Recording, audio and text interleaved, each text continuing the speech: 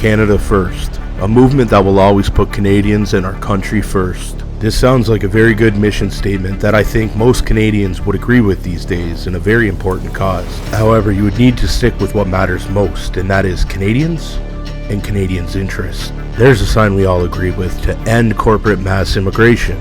Now, I've had a few people reach out and ask me why I haven't come to Toronto yet, and if I would be interested in taking part in the Canada First movement.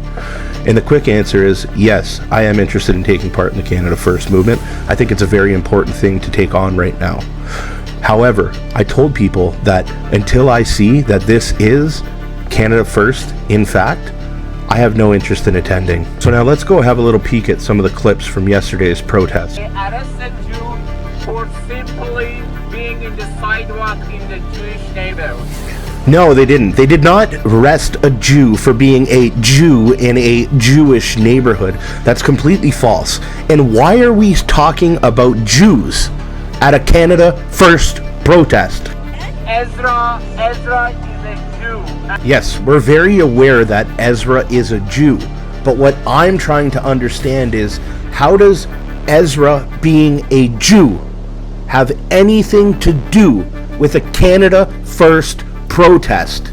And why is someone acting like a leader with a megaphone talking about Ezra the Jew? That has nothing to do with Canada First. Yes, we stand for diversity. No, man. Here's where you're wrong. We don't stand for diversity, bro. You stand for diversity.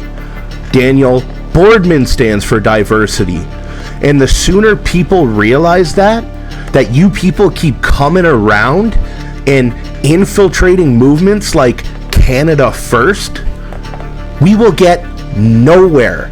These people have a special interest. They have their own personal and political interest.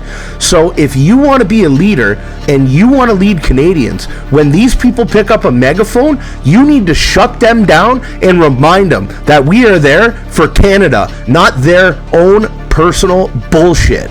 We already played this game, guys. Remember the Sikhs? Oh, the Sikhs, Rob. They were there with us on the front lines at the Freedom Convoy.